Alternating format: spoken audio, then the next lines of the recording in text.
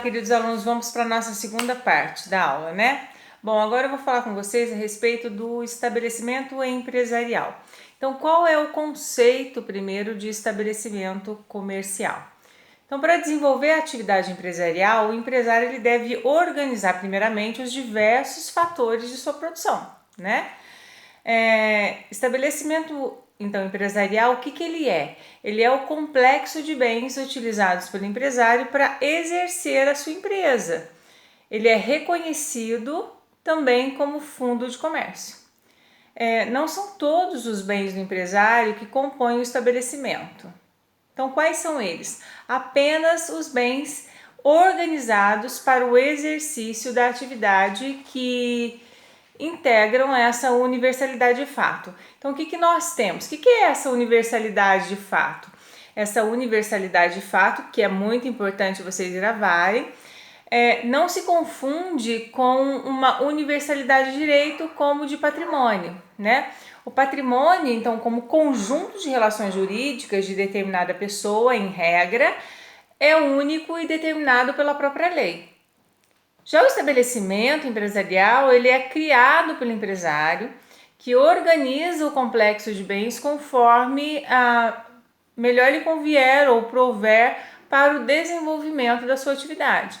Então, o único empresário, como poderá ter diversas atividades distintas, ele também poderá ter diversos estabelecimentos empresariais. Então, eu posso ter uma sorveteria, eu posso ter uma loja, eu posso ter uma panificadora, eu posso ter um café, sem problemas, ok? A gente tem que gravar bem isso.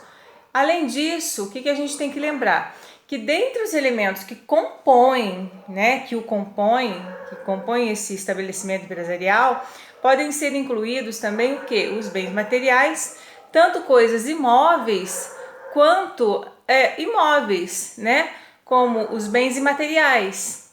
Então, integram esses bens imateriais o ponto comercial, direitos sobre propriedades industriais, como as patentes de invenções ou modelos de utilidade, e registros de desenhos industriais e marcas. Perfeito? Então, dentre esses elementos imateriais, o ponto comercial possui uma disciplina peculiar. Então, o que a gente tem que gravar a esse respeito? Que o ponto comercial, ele é o local em que está fixado esse estabelecimento comercial.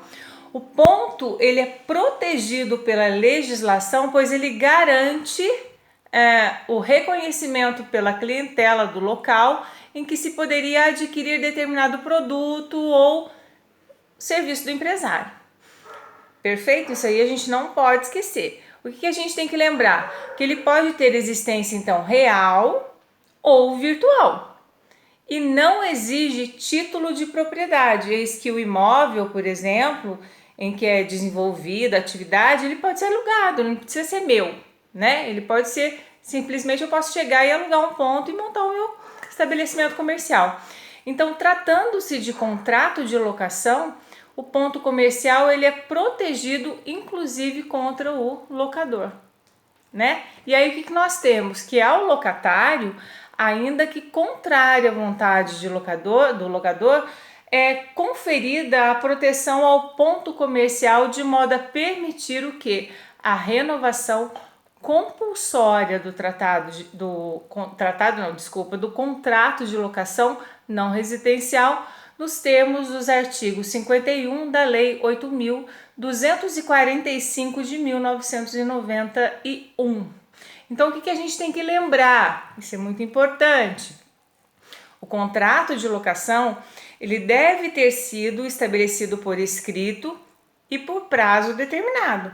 Então, o prazo mínimo do contrato, ele deve ser de 5 anos, mas se permite que esse prazo seja composto por uma sucessão de contratos, desde que a soma dos prazos seja, então, ininterrupta, Então, o locatório, ademais, ele deve explorar no local a atividade empresarial no mesmo ramo por, no mínimo, 3 anos de modo ininterrupto. Eu não posso ter essa interrupção, ok? Então, o que a gente tem que lembrar? Que preenchido, então, esses requisitos, poderá ocorrer então a renovação desse contrato de locação.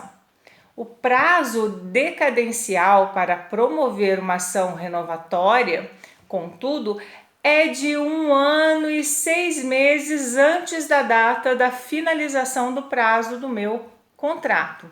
Então, essa renovação, ela apenas não ocorrerá se o locador, por precisar retomar o imóvel em razão de uma obrigação imposta pelo próprio poder público de reforma substancial do imóvel, ou se, no próprio interesse do locador, aumente significativamente o valor do imóvel, né?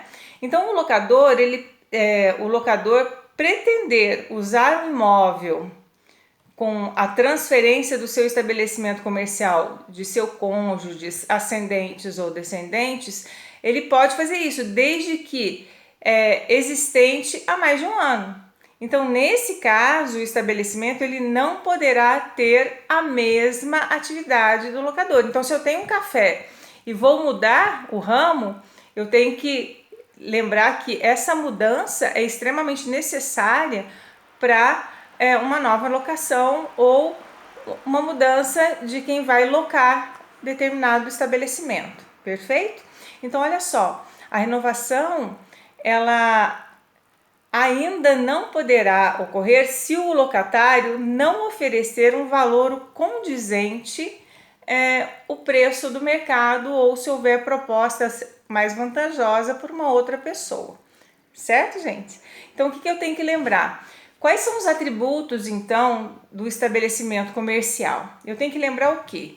Que a organização do complexo de bens do empresário ele vai garantir a esse estabelecimento algumas características que lhe tornam peculiar em relação às outras, claro.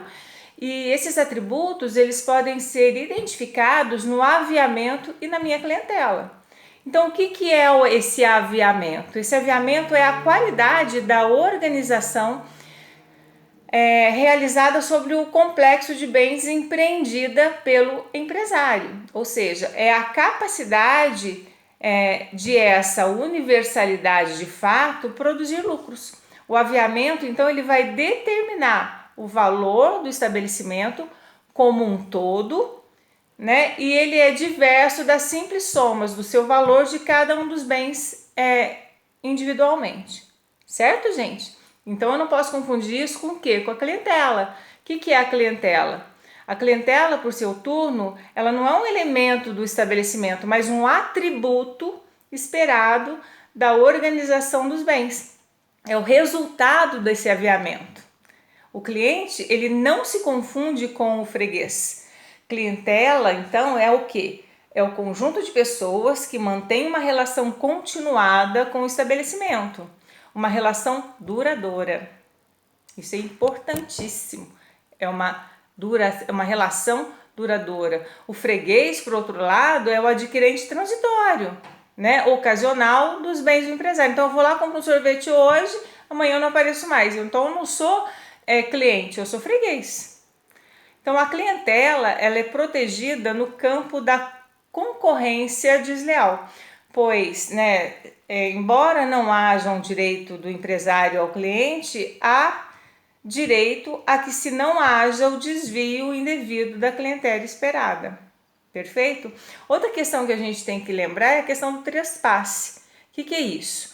O estabelecimento empresarial ele poderá então ser objeto de negócios jurídicos. Perfeito. Então, para preservar, né, os terceiros, esses contratos somente produzirão efeitos quanto a esses após a sua averbação à margem da inscrição do empresário no registro público de empresas mercantis. O contrato de trespasse, que nós chamamos, é o contrato pelo qual o estabelecimento ele é alienado a uma terceira pessoa. Ou seja, consiste no quê? Na transferência de todo o estabelecimento mediante o pagamento de um preço. Então, com essa transferência, o adquirente ele passará a ser proprietário de todos os bens organizados para que possa continuar, então, a desenvolver essa atividade empresarial exercida inicialmente pelo vendedor. Perfeito?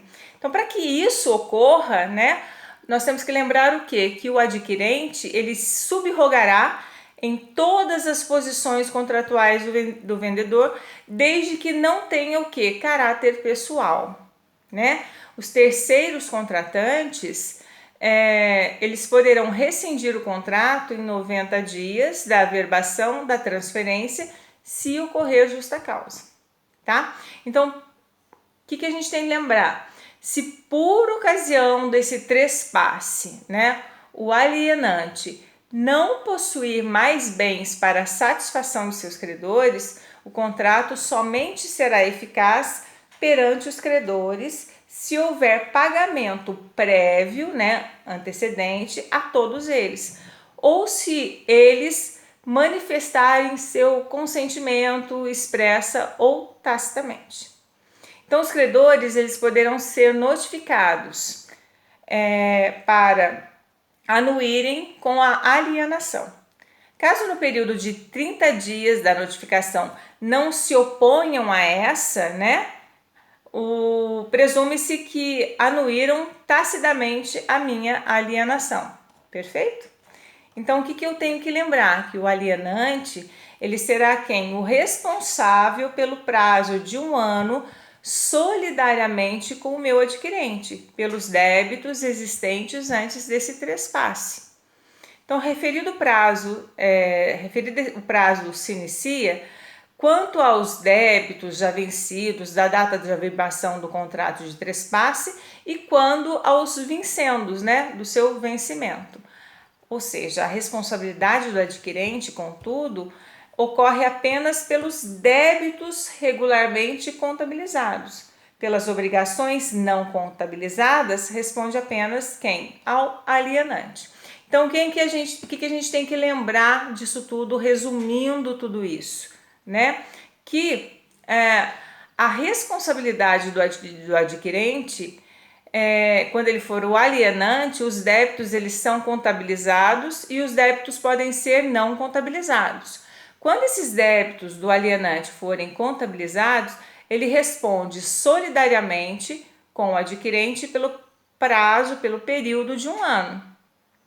Quando os débitos não forem contabilizados, ele vai responder exclusivamente.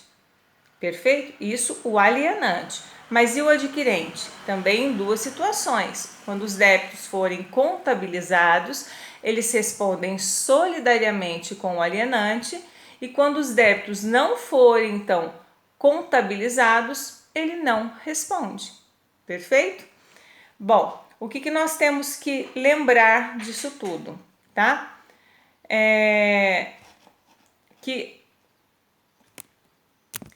Então, repetindo o que eu havia falado para vocês, a responsabilidade do adquirente, contudo, ele ocorre apenas pelos débitos regularmente contabilizados. E as obrigações não contabilizadas responde apenas o alienante. Perfeito? Bom, por hoje é só. Grande abraço para vocês.